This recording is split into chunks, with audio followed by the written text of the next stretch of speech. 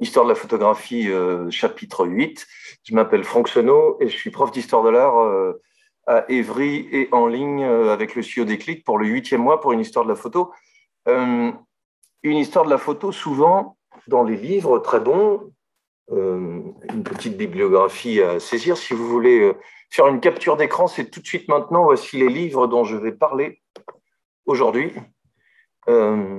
Le fameux livre sur Margaret Cameron qui me sert d'arrière-plan, les photos de Lewis Carroll dont je ne pourrais pas beaucoup parler, mais je vais l'aborder, et je vais essayer de vous faire découvrir de merveilleux artistes anglais. On va aller en Angleterre au 19e siècle, autour de Cameron, Carroll, Regelander, quelques anonymes, je continuerai le mois prochain, et la théorie, et Victorious Hill. Là, je l'ai mis en gros plan parce que on a le plus d'infos possible, plus qu'un livre sur la National Gallery de Scotland, puisqu'il est écossais.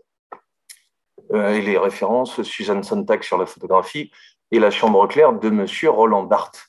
Si vous faites une capture d'écran, vous aurez ma tête, mais vous aurez la bibliographie. Je disais une histoire de la photo, je me lance immédiatement. Habituellement, on peut penser qu'une histoire de la photo se fasse avec des noms, avec des auteurs. Il y a beaucoup de photographies qui vont être anonymes dans les débuts. On a dit 1824, 26, en 1839, la photo se diffuse un peu partout.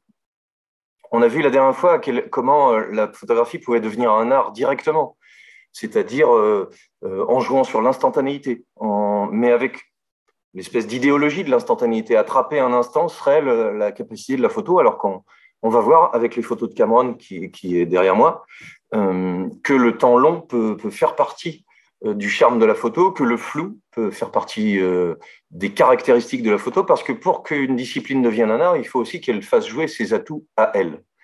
Et au lieu de jouer avec une histoire de la photographie, comme on l'a aussi avec le merveilleux Denis Roche et les commentaires qu'il fait tout à fait personnels sur l'histoire de la photo, choisi des images, c'est lui qui m'a, chez Azan, qui a attiré mon attention sur les gens qu'on va voir aujourd'hui. Les voici en dossier. David Octavius Hill et Robert Adamson. Une première histoire qui finit de façon très touchante. Oscar Gustav Regelander, qui, comme son nom ne l'indique pas, est d'abord suédois puis anglais. Nous passerons par John Robert Parson. On est toujours au 19e. Je ne peux pas ne pas faire de crochet par Lewis Carroll, même si ça demanderait un traitement en soi. Cameron, le chef-d'œuvre, et puis une conclusion avec Barthes et avec cette photo anonyme qui est invraisemblable. Ce que je veux dire par là, c'est qu'une histoire de l'art, je propose de la traiter par le cadre. Cadre, hors cadre, plein cadre. Ça signifie, je voudrais tirer 3 fils, qui fait que mon idée principale quand on fait des conférences comme celle-ci, c'est de partager avec tout le monde, si vous ne connaissez pas ces noms, photographes anglais, Hill, Regelander, Parson, Carroll, Cameron. Ça, c'est une première chose. Ceux qui ne connaîtraient pas pourraient dire j'aime beaucoup ces images, je veux les découvrir encore davantage. Ce qu'on va traiter par le cadre, c'est une façon de regarder une question de qu'est-ce que c'est que la photo au 19e, comment elle se développe, par 3 entrées. La première qui regarde le cadre, c'est celle de la peinture. David Octavius Hill est peintre initialement. On est en 1840, je vous dis, la photo se développe en 1839. Donc on est en Angleterre tout aujourd'hui, et principalement, on est en Grande-Bretagne, pardon, parce qu'on va aller en Irlande et en Écosse. Et Denis Roche nous rappelle que Hill est d'abord un peintre de paysage. On le voit ici, il est en photo en train avec un petit carnet à croquis sur site, en train de faire des dessins. Le voici. David Octavius Hill, c'est pas forcément le plus connu, et vous allez voir que les calotypes dont on a parlé, qui est un système de tirage plus sensible, d'impression, pardon, pas de tirage, plus sensible à la lumière, permet de travailler en extérieur, permet de faire des choses plus enlevées, et notamment des portraits, qui sont arrivés assez tôt. Octavius Hill, il a un rapport avec le cadre parce que avant de faire tout ça, il fait de la peinture. Il est d'abord peintre, et dans les collections de la National Gallery de Scotland, et je vous invite à aller voir le site qui est très bien fait, site internet, on peut regarder toutes ces images, on voit que c'est un excellent peintre. Et pour commencer par la fin, l'histoire du cadre pour Octavius Hill, c'est que c'est comme nombre des photographes qui vont découvrir la photo, s'en saisir, lui donner des lettres de noblesse. Cette histoire est assez étonnante. La première sur trois, c'est qu'une fois la période photographique abordée, Octavius Hill arrêtera la photographie et redeviendra peintre, comme il l'était avant. Et c'est ça qui est impressionnant. C'est qu'il va, dans cette pratique de la peinture, si on prend oui, le 17e, 18e siècle anglais, 18e, on a une grande école de la peinture anglaise. Alors en France, on la connaît moins parce qu'on est très obsédé par notre peinture de paysage qui est nourrie par l'art hollandais. Et puis surtout, on est obsédé par notre école de Barbizon et par notre école impressionniste au 19e. Mais la peinture anglaise a l'idée d'aller dehors, bien que le climat n'y s'y prête pas toujours, mais ils ont une parade fameuse en faisant de l'aquarelle. Euh, ce que fait Octavius Hill, c'est un portrait qui fait penser tout à fait honorablement, des beaux portraits qui font penser à la peinture de Reynolds, à la peinture, pour les plus connus, alors il ne fait pas du portrait, mais Turner, Constable, des peintres qui sont exposés en ce moment au musée de Bordeaux. Et puis ce que Octavius Hill va faire, c'est que lors un événement important, en 1840, dit Denis Roche, Hill est un peintre réputé de paysages romantiques qui se consacre à la célébration des beautés naturelles de l'Écosse. Toujours Denis Roche, je suis page 20. Il a également publié une série de gravures sur acier tirées de ses propres tableaux pour illustrer les poèmes de Robert Burns. Ici, on est face à une peinture invraisemblable. Je vous explique tout de suite ce que c'est. En 1843, Hill se met en tête de peindre un gigantesque tableau, le voilà, à la gloire de l'Église d'Écosse qui venait de faire sécession et dans lequel il projetait d'intégrer les portraits de 474 de ses membres. On est d'accord qu'il y a du travail. Et que si on reste sur une histoire de la peinture, c'est d'ailleurs le premier plan, les objets, le sol, tout est une petite merveille. Hein. Il y a juste que l'indigestion arrive jusqu'ici. C'est-à-dire dans l'accumulation, ça rappelle un peu le Panthéon de Nadar, qui était le même projet en fait, mais il le fait plutôt, de faire l'inventaire visuel de tous les grands hommes ici liés à l'Église d'Écosse qui vient de faire sécession et ses 474 membres les plus influents. Qu'est-ce qu'il fait pour s'aider à faire cela? Parce que il était à l'Assemblée, alors c'est une traduction Google toute faite du site du Wikipédia de Octavius Hill, parce que Octavius Hill, il n'est pas du tout célébré en France. Et d'ailleurs, même en Angleterre, la première exposition, ce sera dans les années 1950. Alors, en 1843, 450 ministres quittent l'Assemblée de l'Église d'Écosse pour se rendre dans une autre assemblée, l'Église libre d'Écosse. Et il veut enregistrer cette scène dramatique avec son ami Lord Cockburn et un autre spectateur, Brewster, qui lui suggère de se servir de la photographie pour obtenir les portraits des ministres présents. Et voici, par exemple, 4 ministres présents. Ça vaudrait le coup, puisqu'on est dans le monde anglo-saxon, retrouvez-les. Et je peux vous souffler, ils sont en haut à gauche. Mais ce que Octavius Hill ne savait pas faire, il va l'apprendre. C'est Brewster qui lui donne l'idée de s'appuyer sur la photographie et de demander à un passionné, Robert Adamson, de prendre ses photos. Parce qu'Adamson, c'est plutôt un opérateur. Et comme on est dans les débuts de la photographie, il y a une technique, un savoir-faire qui existe toujours, hein, qui fait le sel de tous les photographes dès qu'ils commencent à se parler, mais où on va voir que le binôme Hill-Adamson fonctionne terriblement bien. Adamson, c'est l'opérateur, celui qui va savoir gérer la technique, son efficacité, sa rapidité. Il va donc faire des prises de vue, et ces prises de vue vont servir à faire ce grand tableau. Ils vont faire un binôme, et qui va durer un petit temps. Je vous explique tout de suite pourquoi. Ils ouvrent en 1850, voilà, à Édimbourg, le Calton Hill, et ils auront l'occasion en quelques années de faire je l'ai écrit en haut à gauche, plus de 3000 tirages. Ce qui est énorme, hein. On est dans les années 1850, on dit encore la préhistoire de la photographie. Pour rappel, Nadar, c'est plutôt les années 1870, on va y venir. Voici les portraits que font le binôme Hill et Adamson, des portraits notamment de Hugh Miller, qui sont des merveilles, à la fois parce que on dirait le Miller des films Marvel qui a des grandes piques sur les bras, là, le Serval, et que c'est surtout, grâce au calotype, la possibilité, vous voyez, j'ai tout trouvé sur les National Galleries Scotland, un géologiste et auteur, on est autour de 1843, ça veut dire circa, autour. Et le voilà en extérieur, voilà, possibilité par le calotype d'une plus grande sensibilité, pour prendre en photo un chercheur en train de réfléchir, en train de travailler sur le terrain, des tas de portraits en extérieur qui sont tout à fait vivants et tout à fait passionnants. On a déjà là, dès 1840, un très grand portraitiste. C'est un binôme, à la fois parce que Hill est celui qui, par sa pratique de l'art, va savoir, il faut venir faire son portrait à déclic. Vous voyez, flou derrière, on aperçoit un petit morceau de la chaise, netteté sur le devant, netteté sur les effets de manche, et lumière qui vient bien couper le profil, bien le découper pour qu'on lise bien le visage, qui a l'air d'ailleurs, quand il est cadré comme ça, beaucoup plus doux que juste celle-ci. Vous vous doutez que si c'est dans les galeries nationales écossaises, c'est parce que l'histoire a beaucoup à voir avec ça.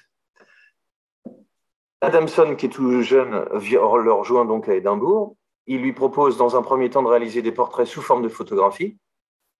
Et ils vont réaliser tous ces portraits que je voudrais vous faire découvrir en images. Alors, ça, c'est toujours passionnant. Mais, dans la collection écossaise, deux tirages, un plus clair, un plus foncé. Toujours difficile de dire qu'est-ce qu'on préférerait. Il faudrait en discuter avec des spécialistes. Et on a quelque chose qui est plus foncé, plus bouché, alors qu'ici, la clarté donne une espèce d'ouverture. Si je reviens à mon thème du cadre, qu'est-ce que je suis en train de traiter quand je parle de ça? Je parle de quelqu'un qui vient de la peinture, en fait, qui a donc l'habitude de traiter un cadre, une composition, des éléments en oblique, un arrière-plan qui se détache, une façon d'attirer l'attention sur un livre qui est entrouvert. On a des poses qui finalement sont assez classiques, si je peux prendre ce terme, c'est-à-dire qu'on retrouverait dans la peinture de cette époque-là, de portraits, et qui sont exportés dans cette discipline qui est nouvelle de la photographie. On a une netteté, une mise au point, un travail de la lumière qui vient à la fois lumière, composition, disposition du personnage de la peinture, et précision, piqué, on pourrait dire, gestion des fonds, des ombres aussi, qui sont autour de la photographie. Il y a un enjeu qu'on ne va pas trouver chez Hill, mais qui est du même ordre, c'est que pendant un certain temps, on admettra assez bien que les portraits puissent être en photo, puissent servir de support. Ils ne peuvent pas égaler du tout la peinture. On n'a pas du tout confiance dans cet élément technique. Par exemple, on va longtemps pas accepter qu'il puisse y avoir de la peinture, de la photo de nu. C'est trop cru, en fait. C'est trop direct. Ce qui est une notion qui est assez intéressante, hein. C'est-à-dire si je dessine, ça semble déjà un peu à distance par rapport à ce qui est autour de nous. Ce qui m'intéresse de montrer avec ces portraits de Hill, c'est que ce métier de peintre, il se retrouve aussi dans la façon de composer le fond, la façon dont les personnages ont l'air d'être occupés par une espèce de hors-champ qui fait partie de l'histoire des images, c'est-à-dire elle est en train de rêver. On est toujours en train, dans le portrait, de suggérer une activité intellectuelle que le personnage aurait. Il aura interrompu sa lecture un instant, puis son regard s'évade sur le côté. On a quelque chose qui est presque un peu théâtral. Vous voyez, on a le personnage qui est ni de dos ni de face. Il est dans une espèce de torsion qui donne une dynamique.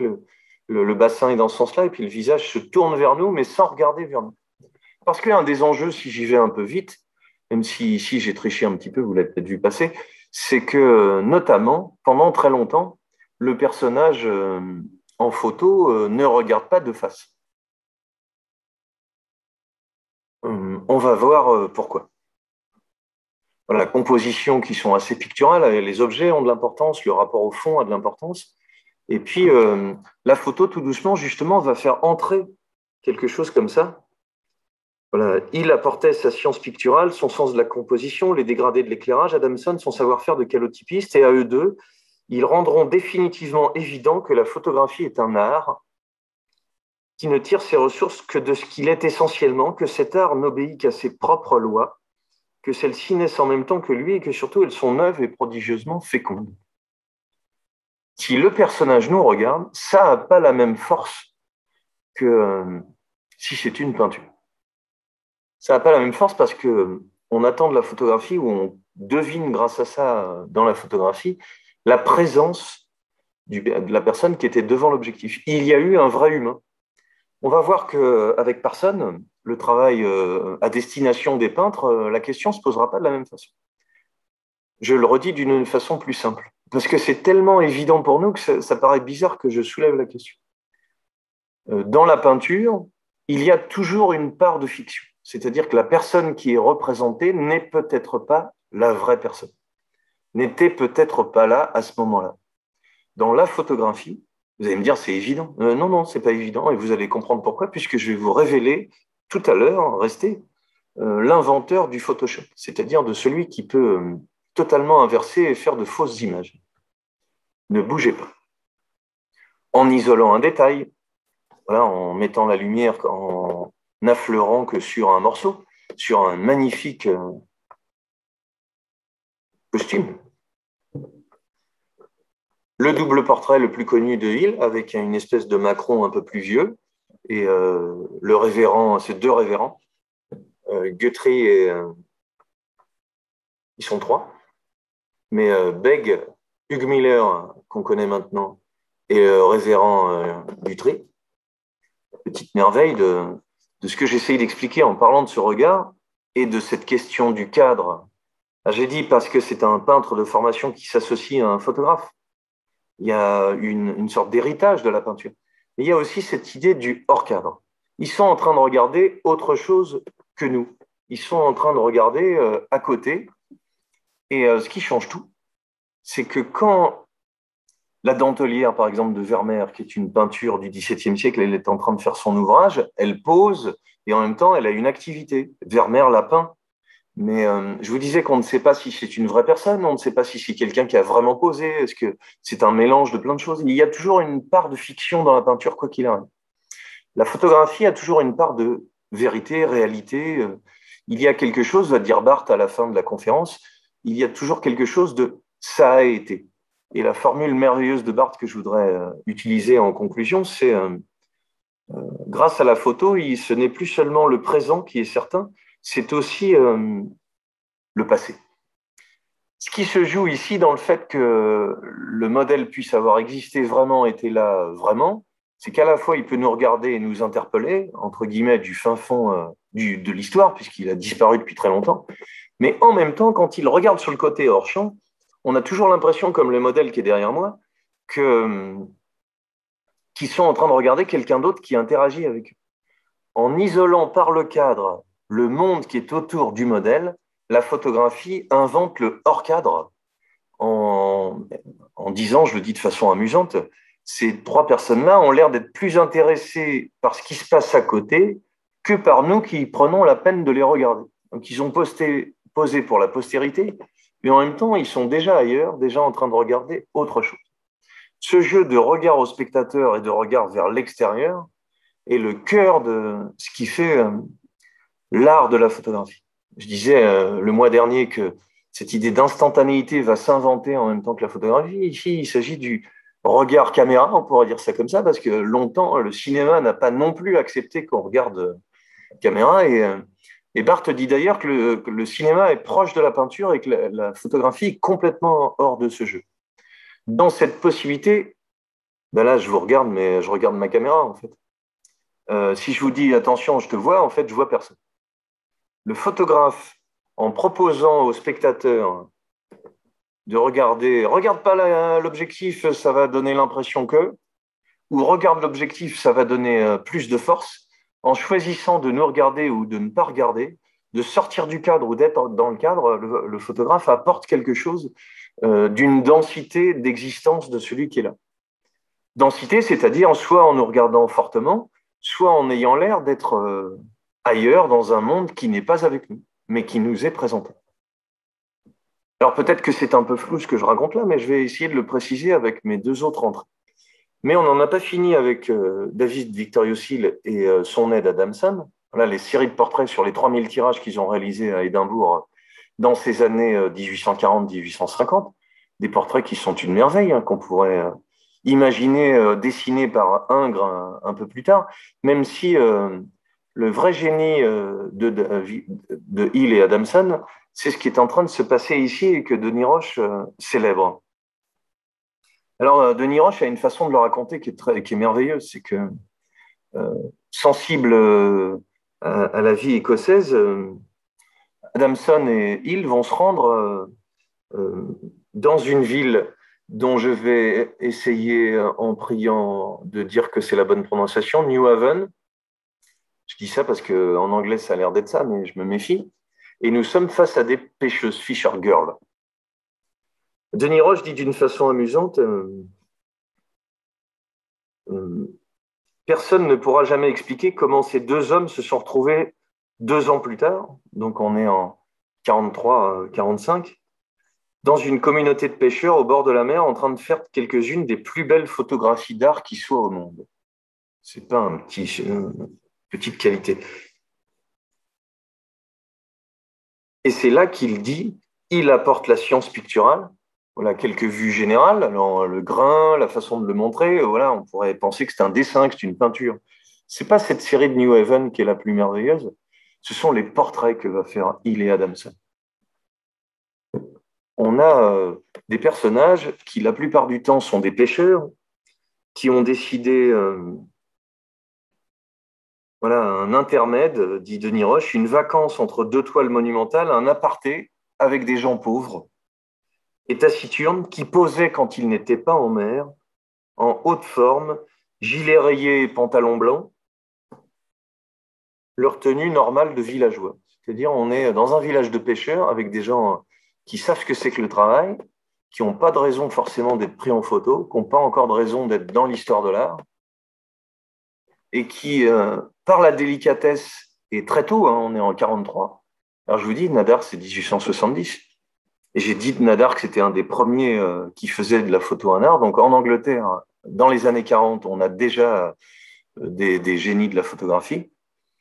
Qu'est-ce qui se joue ici? En fait, on a, pour faire court, des gens modestes qui sont pris en photo d'une façon noble, avec le même cadrage, le même souci du détail, de la lumière rasante, de la pose et de la composition, qui réunit tous ces gens qui, Denis Roche a une formule merveilleuse, comme si pour eux aussi, ces villageois, tout cela n'était qu'un intermède, une vacance entre 2 cachalots et 2 grands filets remplis de morues, un aparté avec des gens de la ville venus leur trouver des airs de chef-d'œuvre. Et celui-ci particulièrement, commenté par Hill, voilà, c'est Reading the Line, il est en train de préparer sa ligne, vous voyez dans sa main, on est en juin 1845. Denis Roche, il trouve quelque chose de la noblesse en fait du portrait dans un contexte qui n'est pas celui de la noblesse du portrait de studio. Et j'y ajoute, mis à part le plaisir de vous faire découvrir ces deux-là, Hill et Adamson, l'art du cadre, l'art d'isoler le personnage, de ne pas tout à fait avoir de lumière sur le visage, qui donne une espèce de décalage à la perception du portrait qu'on a devant nous, une espèce de hors-champ. Est-ce qu'il a les yeux baissés? Est-ce qu'il regarde vers l'extérieur? Il est évidemment en train de poser. Il est en même temps en train de travailler. Il est en même temps très joliment habillé. On sent que ce n'est pas du tout quelque chose d'annexe.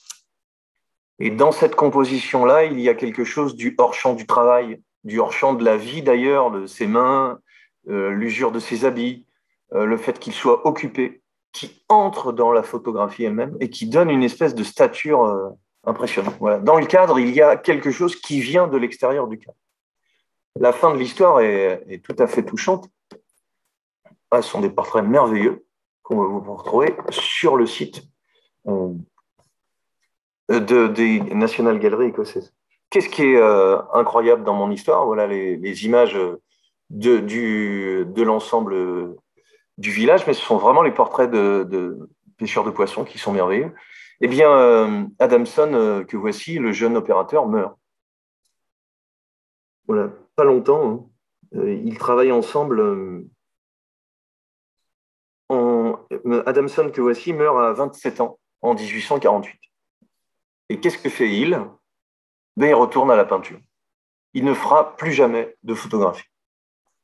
Et voici la découverte de son travail dans la galerie en question. Par le savoir-faire pictural, par l'école anglaise de la lumière, vous voyez les choses que pouvait peindre il. J'ai montré des portraits, mais des paysages qui sont de la grande école du paysage et de la lumière, en fait, qui viennent du XVIIe siècle. Tout ça exporté sur ces portraits en extérieur, dans un cadre et dans un art de convoquer à l'intérieur et à l'extérieur du cadre autre chose que ce qu'on voit. C'était ma première histoire de cadre. La deuxième est incroyable. Et quand je dis incroyable, je ne fais pas semblant. Incroyable, il s'appelle O.G. Gustav Rechtlander, là aussi, et ça c'est sa durée de vie. Et là, il nous arrive quelque chose d'assez fascinant. C'est-à-dire que Rechtlander, lui aussi, vient du monde de l'art. Il est d'abord suédois, et puis il va vivre en Angleterre. Il va essayer tout ce qui est possible en photographie.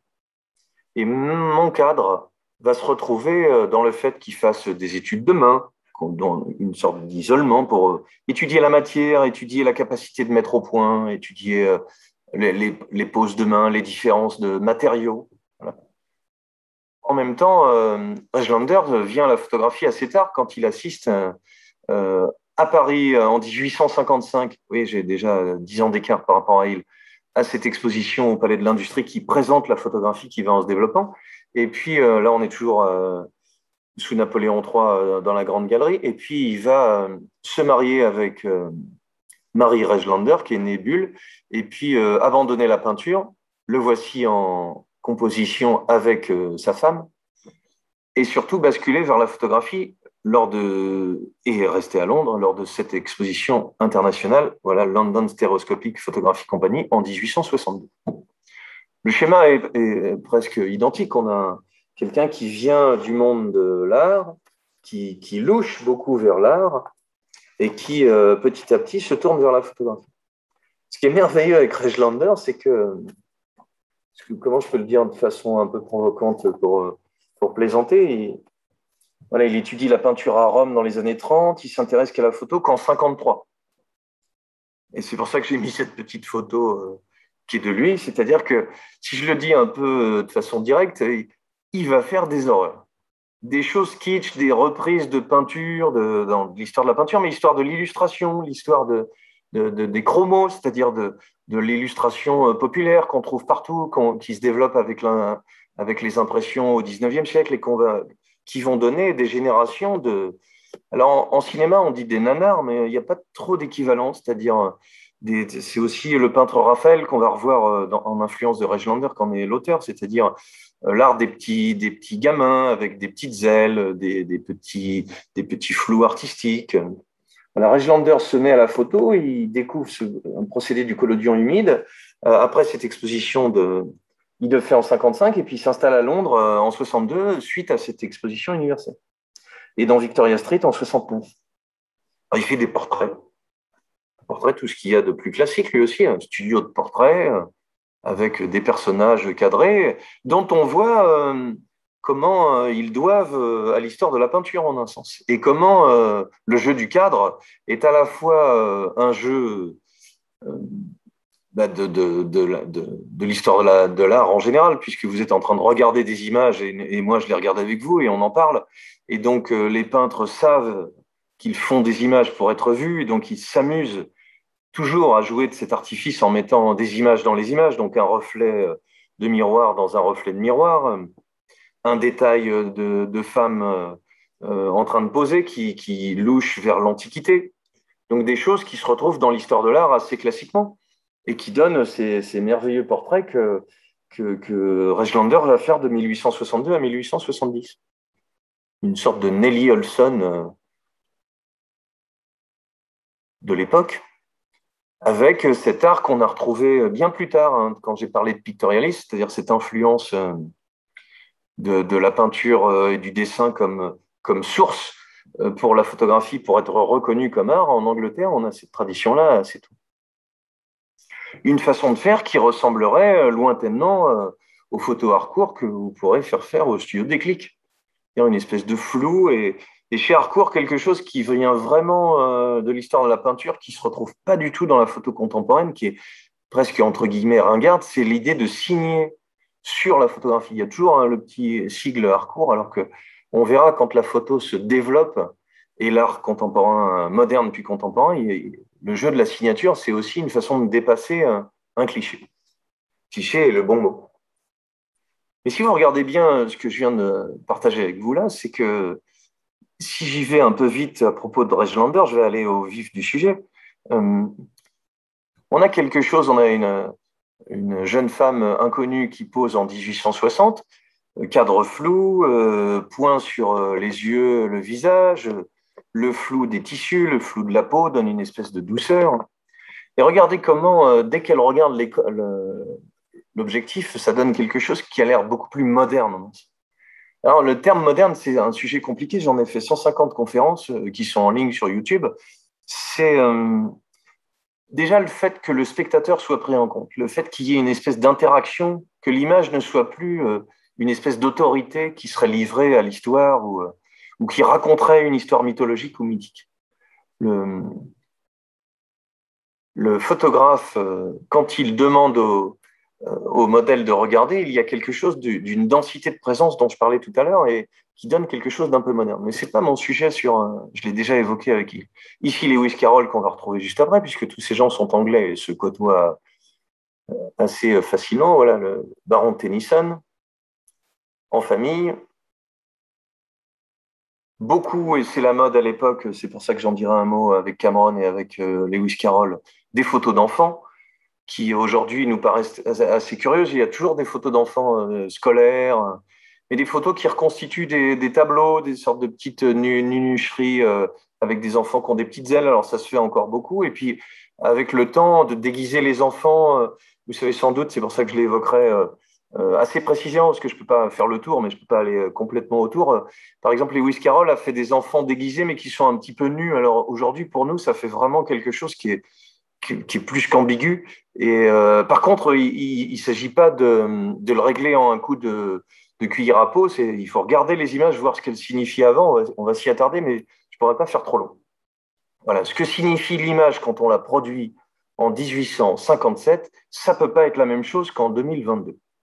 Voilà, des vierges en prière avec des jeunes filles qui servent de modèle. Rechtlander travaille sur tous les tableaux. Il fait aussi des petites scènes qu'on appelle narratifs, qui reproduisent des sortes de tableaux espagnols du XVIIe siècle, hollandais, des enfants mendiants comme Murillo, comme Velázquez, des scènes de genre qui sont dans l'art depuis 150 ans, en fait. Et la photographie mime cette façon de faire. Donc, le cadre qui m'intéresse ici, dans cette deuxième regard sur le cadre, c'est la façon dont tous les clichés de l'art est le plus ancien, en fait, art, pas du tout le plus novateur, vont se retrouver dans une pratique d'un artiste qui longtemps n'est pas considéré comme artiste, parce que en fait, ces images-là, c'est de l'imagerie de carte postale, et que il me semble, pour avoir fait beaucoup de choses sur l'histoire de l'art, que l'histoire de la photo, et on le verra le mois prochain en parlant de la photographie anonyme, elle a justement quelque chose à nous apprendre que l'histoire de l'art ne nous apprend pas directement, c'est ce que ces images populaires banales qui passionnent Rimbaud, c'est-à-dire de l'imagerie moche, kitsch, euh, peut avoir d'artistique. Bien, tous ces trucs qui sont accrochés chez ta grand-mère ou chez ton cousin, toutes ces devantures d'auto-tamponneuses, toute cette non-peinture, voilà, la photographie, c'est son sujet à elle aussi, puisque c'est un objet de consommation et un objet de circulation. C'est une image multiple, nous a bien appris Walter Benjamin. Et donc, cette diffusion fait partie aussi de sa culture. Et faire une histoire de la photo sans parler de la photo anonyme, ça ne serait pas possible, on le fera le mois prochain, mais dans ce que je veux dire là, regarder les photos seulement par les chefs-d'œuvre, seulement par les grands auteurs, me semble être une erreur qu'il faut essayer de contrecarrer. Voilà pourquoi je propose une histoire par le cadre. C'est que, en voyant que Reslander travaille sur des grandes références qui viennent de la peinture ancienne, voilà, les petits métiers, c'est aussi la gravure française, la jeune vierge qu'on vient de voir dans le flou, qui est une façon de vendre des bondieuseries, les compositions à l'antique. Moi, j'ai fait beaucoup de portraits de moi au studio Déclic, mais là, il faut commander une séance spéciale, c'est beaucoup plus cher, hein. À l'antique, ça ne va pas à tout le monde, il faut reconnaître. Mais voilà, tout cet art, ça a l'air de rien, parce que c'est ringard, c'est moche, c'est convenu, mais c'est aussi un métier, un savoir-faire incroyable que de faire ça.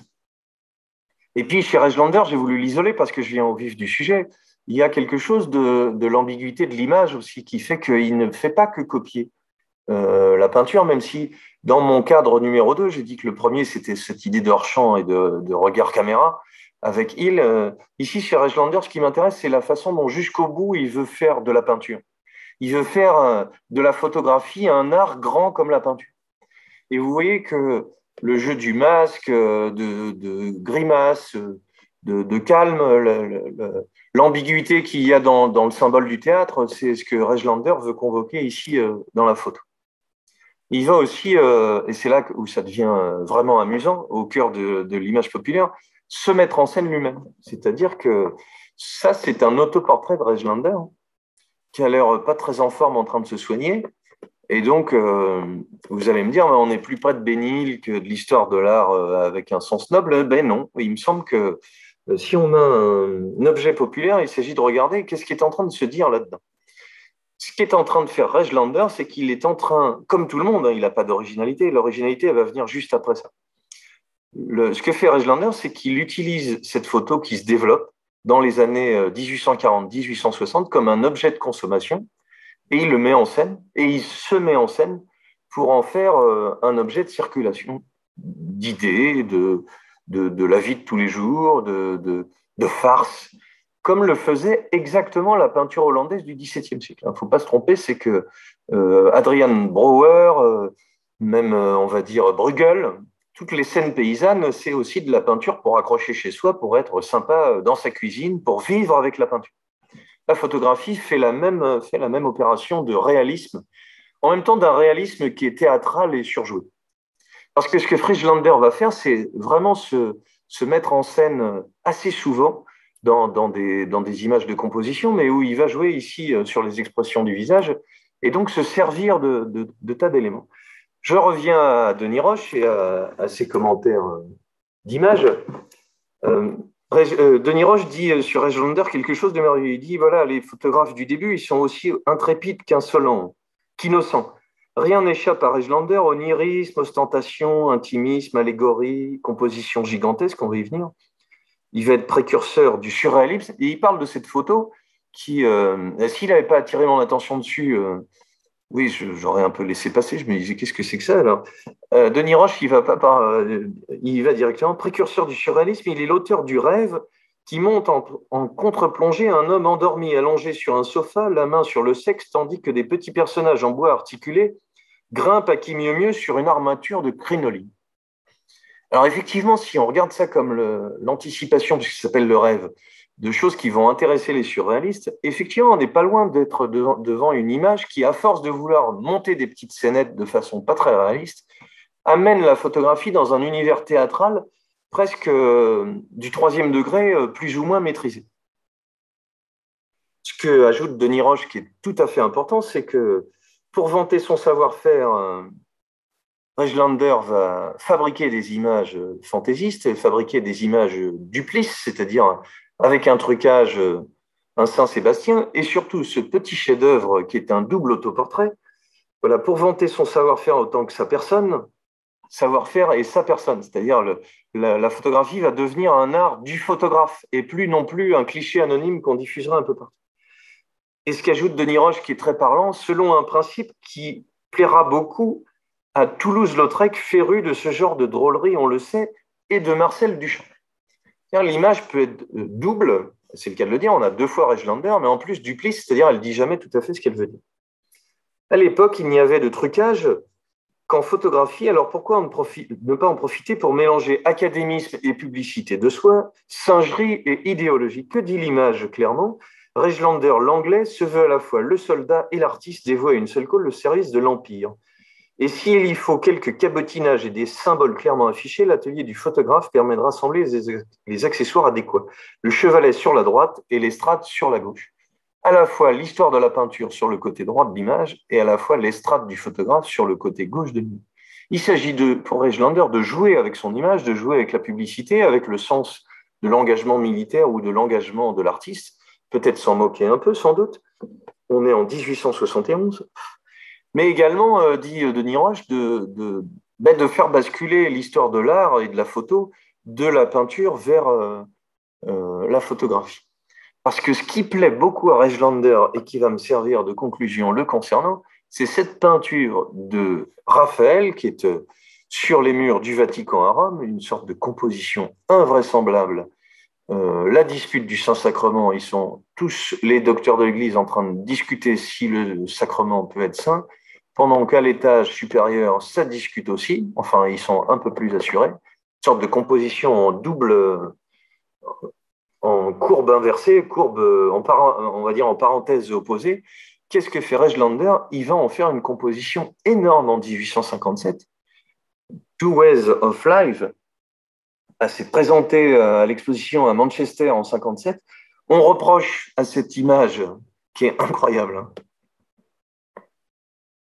On lui reproche les nus, on lui reproche la production mensongère, le fait de prétendre au statut de la noblesse de l'art. Qu'est-ce que fait Regelander, si je vais un peu vite? Il invente Photoshop.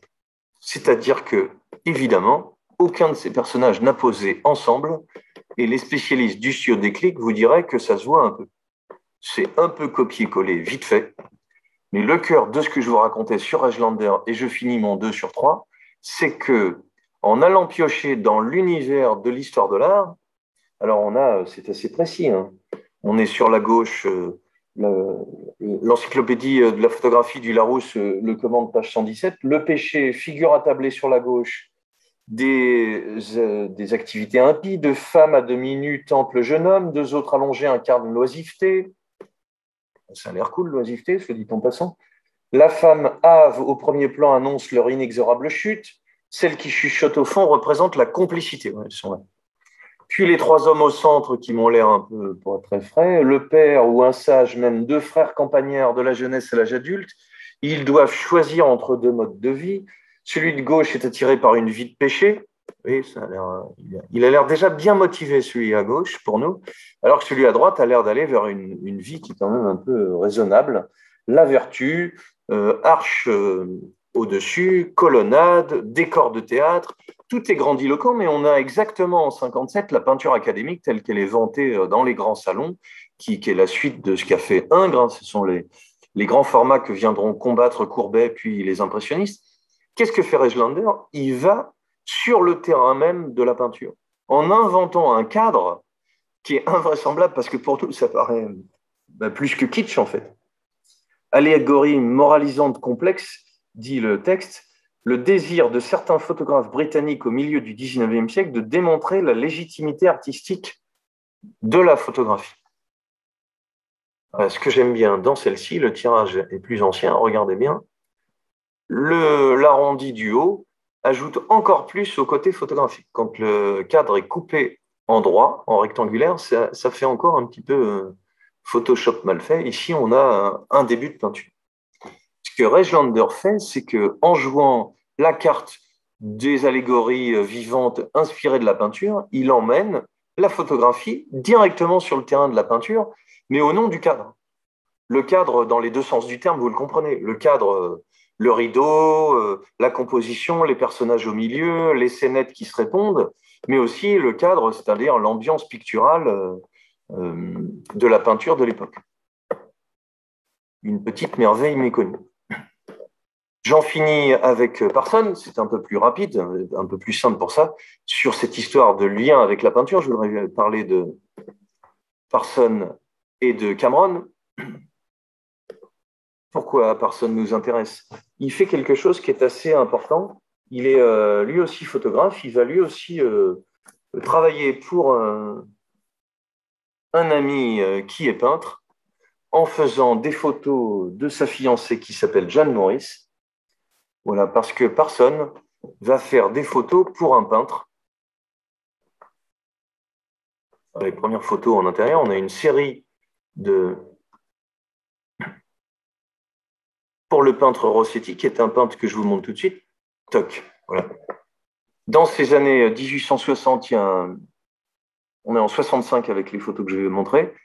On a une espèce de retour à l'ordre, si on peut dire ça comme ça. Les pré-raphaélites décident de peindre comme on peignait avant. Vous voyez, la date est ici, 68. C'est-à-dire comment on peignait avant Raphaël, qu'on vient de voir chez Reslander.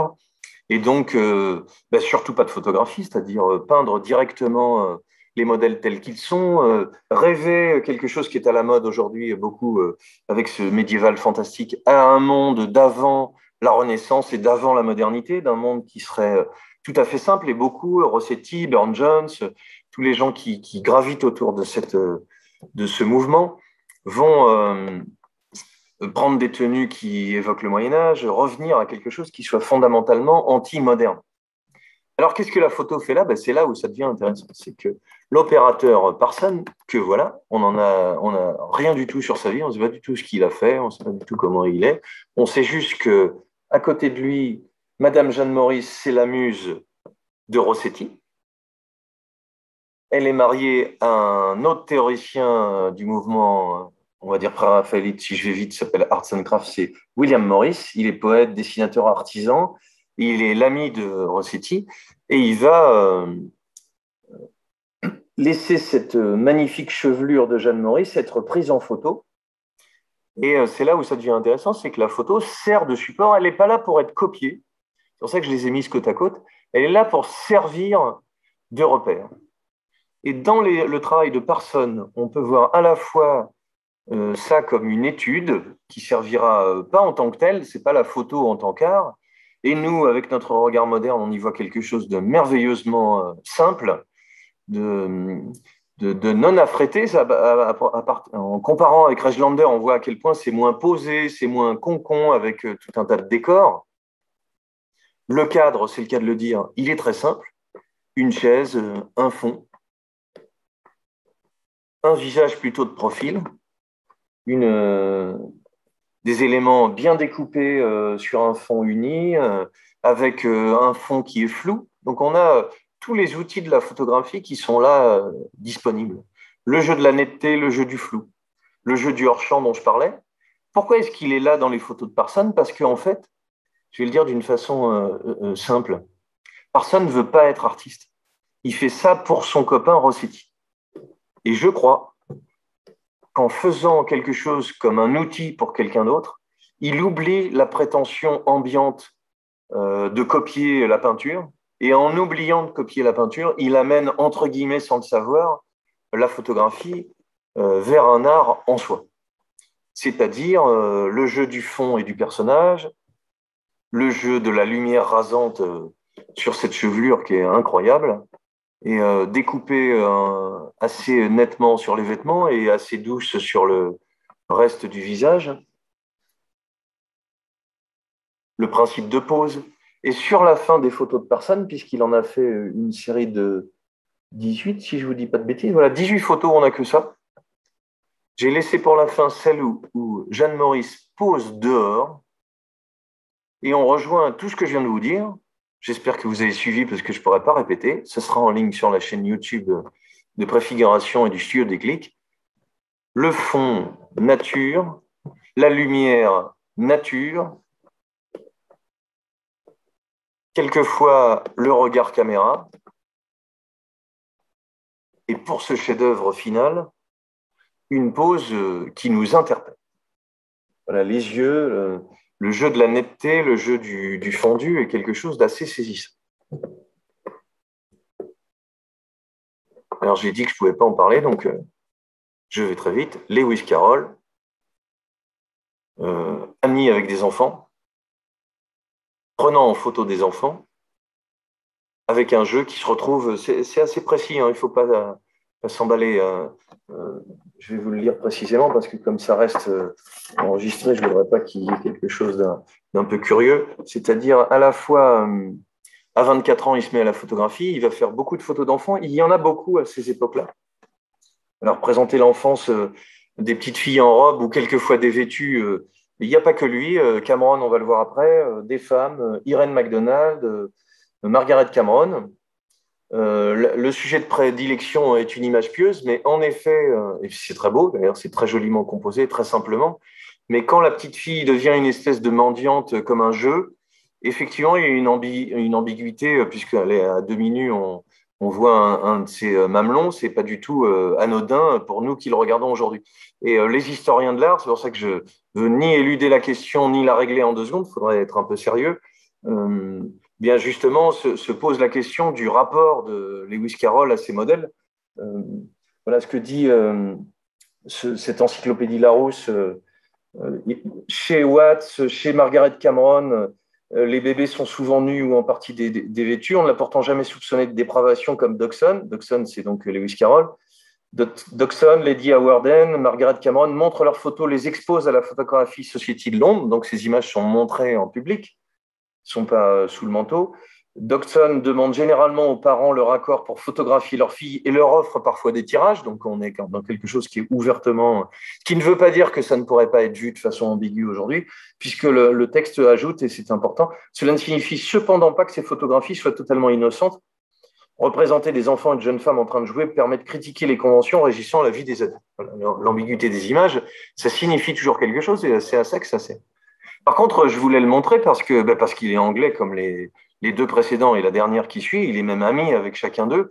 Et puis parce qu'on est de l'autre côté du miroir et que déjà, les illustrations elles-mêmes de Alice, c'est plutôt flippant. Cette ambiguïté-là, elle est partout présente. Et que s'il y a bien un terme qui joue avec le cadre, c'est celui d'être de l'autre côté du miroir. Pour finir dans mes 5 minutes avec la plus importante photographe. Alors, mon ami Philippe Marquier, qui s'occupe de l'histoire des femmes en art, me disait c'est la plus grande photographe du 19e siècle. Elle a surtout un parcours invraisemblable, Margaret Cameron. Elle est née en Inde et elle est élevée en France, en Angleterre, en 1815, elle est née. Elle revient en Inde en 38, elle épouse un juriste qui s'appelle Cameron et ils reviennent en Angleterre en 48. Et c'est seulement, il s'installe à l'île de Wight, et c'est en 1863, donc elle a une quarantaine d'années, que sa fille lui offre un appareil photo. Donc une femme qui n'a pas du tout une carrière de photographe. Et à mon avis, c'est très important, c'est pour ça que mon ami Philippe Marquet a raison de dire, ouais, vous savez, peut-être qu'on découvre et redécouvre avec raison des tas d'artistes femmes qui ont été mises de côté. On se demande, et on ne pourra pas le trancher aujourd'hui, s'il y aurait un regard féminin. Alors, il y a des historiens ou historiennes qui disent, ben non, ça n'existe pas. On sait aussi que la façon, la culture, l'éducation, les codes qu'on reçoit quand on est un garçon et une fille ne sont pas les mêmes selon les pays, selon les époques, selon votre milieu social. Voilà le mari beaucoup plus vieux de Cameron, Charles A. Cameron, et donc que ce regard peut être pas le même selon qu'on est un homme et une femme. Et chez Cameron, ce qui m'intéresse de souligner ici en une phrase, c'est que eh bien là aussi, comme je disais que Parson, en prenant en photo un peu hors cadre, pour jouer sur les mots, des images pour son copain Rossetti, pour qu'il peigne, c'est-à-dire en ne se souciant pas de à quoi ça va servir. Mais j'oublie de le dire, quand Parson fait les photos de Jane, il est aiguillé par Rossetti, c'est-à-dire il lui dit comment travailler, comment cadrer, comment composer. Mais le fait de ne pas avoir la pression de vouloir faire du grand art, et le fait sans doute ici chez Cameron d'avoir un appareil photo très tardivement, mais de consacrer un étage de sa maison, la cave au tirage et puis la verrière au système d'exposition, permet aussi d'avoir une espèce de distance qui sans doute va participer à l'ensemble. Alors, Denis Roche, j'y reviens. Lewis Carroll n'aimait pas les photos de Margaret Cameron. En juin 64, il note dans son journal Visite à l'exposition photographique, très maigre, médiocre. Je n'ai pas du tout aimé les grands portraits flous de Madame Cameron. Parce que dans l'air du temps de cette époque-là, c'est plutôt cette peinture-là, celle que je viens de montrer, de Rossetti, vous voyez, l'ami de personne qui avait commandé ces grandes photos avec ces grandes chevelures merveilleuses. Beaucoup de dessins, beaucoup de profils. C'est la peinture à la mode dans ces années-là.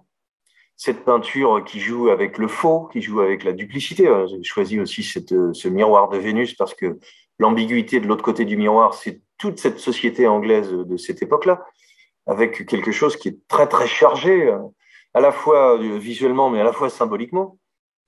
On aura un équivalent merveilleux d'ailleurs en Belgique. Il y a une école belge symboliste qui est une petite merveille à découvrir. Voilà, un autoportrait de Rossetti. Voilà, cette peinture-là influence énormément Julia Margaret Cameron, dont voici les photos. Et Lewis Carroll, juste retour de vanité, quelques mois plus tard, note aussi dans son carnet, on est en 64, j'ai rendu visite à Madame Cameron qui m'a prié de lui apporter mes photographies ce soir. Elle m'a montré les siennes, dont certaines sont très belles. Gageons, dit Denis Roche, que si tout opposait ces deux grands artistes, il n'avait surtout rien à se dire. Cameron s'est adonné sur le tard à l'art qui allait la rendre si justement célèbre. Elle a 48 ans. Quand sa fille lui offre un appareil plutôt primitif et sur l'île de White, voilà, elle transforme le poulailler en studio, la réserve à charbon en chambre noire, et puis elle prend en photo ses filles, des peintres, les domestiques, et surtout, par sa sœur qui tenait un salon, des écrivains, des savants, qui garderont tous un très mauvais souvenir de ces poses, puisque ça dure un temps fou. Alors si on va vite, puisqu'il faut aller au fait, vous reconnaissez la peinture pré-raphaélite, en fait c'est une sorte d'équivalent en photo qu'elle va, sous l'influence d'un ami photographe que je vais vous montrer juste après, utiliser pour illustrer un livre de poèmes. Ça n'a pas tellement marché. On n'est pas prêt à accepter que la photographie soit une sorte de peinture.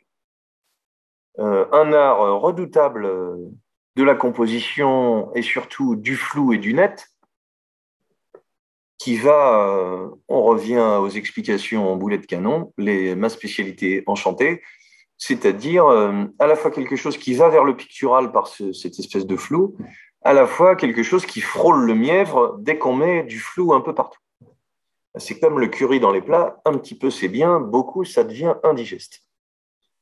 On a de longues séances de pause, c'est-à-dire les pauses durent plusieurs minutes, et voilà comment on se retrouve avec des flous qui pour la société anglaise, en peinture comme en photo, en 1864-66, ça ne plaît pas. Voilà, le flou, personne n'aime ça. C'est ce que dit Carole, mais c'est par la pause longue qu'elle peut faire ça. Et ce que dit Denis Roche, qui est une merveille, et ça, je suis obligé de lui piquer la formule. Oui, on jugeait ces portraits flous, ces modèles tenaient difficilement la pose qui durait jusqu'à 10 minutes, les visages sont trop proches, mais il ajoute quelle intensité en échange. Ces formats sont trop grands, elle partage les idées des pré-raphaélites, elle invente le pictorialisme, c'est-à-dire avant tout le monde cet art du flou. Et ce que dit, elle fait poser les poètes Tennyson, Carlyle, l'historien, Darwin, Alice Liddell, qui est aussi le modèle de Lewis Carroll, la Alice, mais quand elle a 20 ans, plus quand elle est enfant. Et elle réalise, on va le voir juste après, un merveilleux portrait de Carroll qui sera la future mère de Virginia Woolf. Elle rencontre Alfred Tennyson, qui est peint ici par Frédéric Watts, pour illustrer son livre de poèmes dans lequel elle va essayer de refabriquer une sorte de légende arthurienne que voici, qui est une petite merveille aujourd'hui, une merveille théâtrale un peu exagérée. Voilà. Elle prend des mises en scène sur la Bible, les légendes d'Arthur, la Renaissance, toujours Raphaël, qui est le grand référent. Elle évite la mièvrerie et l'évanescence. On pourrait dire à Denis Roche, peut-être pas tout à fait, mais il nous convainc que c'est vrai en ajoutant une chose merveilleuse. Elle réussit l'essentiel. Voilà, on a affaire à un portrait d'enfant. Pourquoi il n'est pas mièvre? Parce qu'il nous regarde avec une détermination redoutable, cette petite. Elle a l'air d'être à la fois en colère, d'être à la fois présente, et tout ce flou, toutes ces petites ailes qui ajoutent à la mièvrerie viennent contraster avec cette façon de nous regarder. Tout le cadre autour, tout ce décorum qui pourrait faire un petit angelot mignon est contrecarré par ce regard direct. Et ce que dit Denis Roche, qui est une merveille d'intelligence, elle réussit, dit Denis Roche, l'essentiel en montant le clair-obscur et le flou l'un contre l'autre. Alors ça, il faut que je le relise parce que, excusez-moi, mais on touche au génie. Le clair-obscur, c'est-à-dire quelque chose qui a l'air de sortir du noir. Et donc, quand quelque chose sort du noir, si vous voyez Caravage, ça a l'air d'être découpé. Et en même temps, c'est flou. Et ce que dit Denis Roche, c'est pas seulement, c'est déjà un œil. Dans ces images, il y a du flou et du clair-obscur. Mais ce que dit Denis Roche, c'est qu'elle arrive à créer une tension entre l'un et l'autre. Le clair-obscur est constamment recherché, le flou toujours volontaire. Et là, Denis Roche devient un peu plus lyrique et je laisse défiler d'autres portraits merveilleux, voilà Darwin, de Juliette Margaret Cameron. Denis Roche ajoute: alors le temps laisse libre cours à la chair qui semble repousser brusquement les parois latérales de l'image. Les parois latérales de l'image. C'est ce que j'essaie d'expliquer depuis une heure. Qu'il y a du hors-champ, les modèles sont tellement présents qu'ils ont l'air d'être plus que dans l'image. Qu'est-ce qui fait cette densité de présence? C'est qu'ils ont l'air de regarder vers nous, de regarder derrière nous, de regarder autour de nous. Et par cette densité vient du cadre qui enserre les personnages et qui, par ce jeu entre le flou et le fond, crée une densité de présence. Les détails sont estompés par l'éclairage en clair-obscur. L'objectif, un effet de flou volontaire, celui-là je l'ai pris dans Wikipédia, donne un rendu vaporeux mais net aux bons endroits. La pose pouvait durer plusieurs minutes parce que Cameron utilisait une lumière tamisée de grande plaque. Il en résulte de ses portraits une impression d'intimité et d'intensité psychologique. Ça a l'air à la fois proche, ils sont très proches de nous, et en même temps, par la pose longue, il y a quelque chose d'intime. Cette rêverie qu'on avait vue qui faisait penser presque chez Octavius Hill à de la peinture, à quelque chose d'autre. Voilà, Juliette Margaret Cameron prise en photo par un de ses enfants. Et puis la fin qui est merveilleuse, c'est qu'elle retourne vivre assez lent avec son mari. Et à nouveau, elle arrêtera la photographie. Elle avait pris, je vous l'avais dit, en photo la mère de Virginia Woolf. Et Virginia Woolf écrira une introduction qui fera connaître les images de Margaret Cameron. La conclusion du gars qui a débordé, elle est brève. Elle est extraite du livre La Chambre claire de 1981 de Roland Barthes. Il y dit un truc très savant. Comme vous êtes sur la fin, je peux vous achever. Il raconte, on est page 172, on a une photo de Mondrian. Il raconte un truc personnel. Il dit, voilà, l'autre jour au café, un adolescent seul parcourait des yeux la salle. Parfois, son regard se posait sur moi. J'avais alors la certitude qu'il me regardait, sans pour autant être sûr qu'il me voyait. Il me regardait, voilà. Pour tous ceux qui sont myopes, tous ceux qui vivent avec des myopes, moi je suis myope et à un moment donné, quand je portais pas de lunettes, ma femme me dit: ah, c'est un regard intense, en fait, c'est parce qu'on voit pas, en fait. Donc c'est la très célèbre séduction du regard myope. Depuis, je mets mes lunettes parce que je veux pas qu'il y ait malhonnêteté sur le produit. Distorsion inconcevable, dit Roland Barthes. Comment regarder sans voir? Oui, comment il y a des gens savants qui savent dire ce que je vous raconte facilement. On dirait que la photographie sépare l'attention de la perception. C'est-à-dire, il y aurait une intensité des gens dans la photo de Cameron, c'est comme ça que je le traduis, comme s'ils ne nous voyaient pas, comme s'ils regardaient derrière nous, ou comme s'ils regardaient en nous. Voilà, est-ce que Barthes dit d'une façon très savante, c'est comme un acte de pensée sans pensée, une visée sensible. Et il le dit d'une façon bien plus rigolote à propos de cette photo de Mondrian: comment peut-on avoir l'air intelligent sans penser à rien d'intelligent? Et ce que finit de dire à la fin du livre La Chambre claire, un jeu de mots avec la chambre noire, voilà, il y a dans chaque photographie autre chose qu'un le punctum qui n'est plus une forme, plus quelque chose qui attire mon attention, dit Barthes.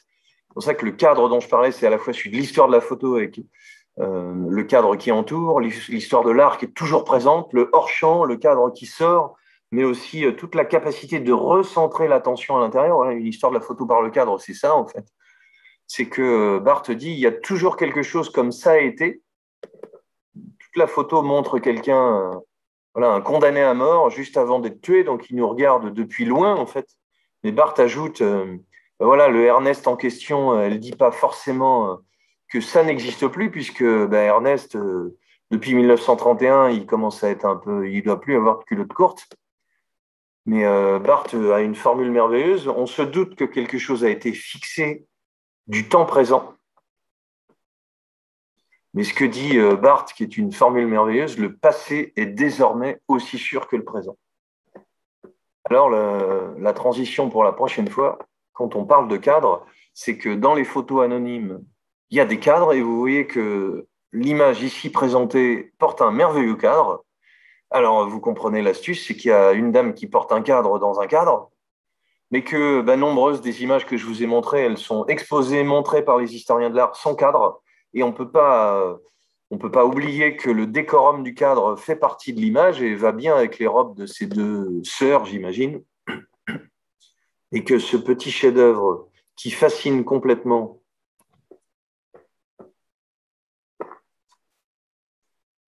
Denis Roche.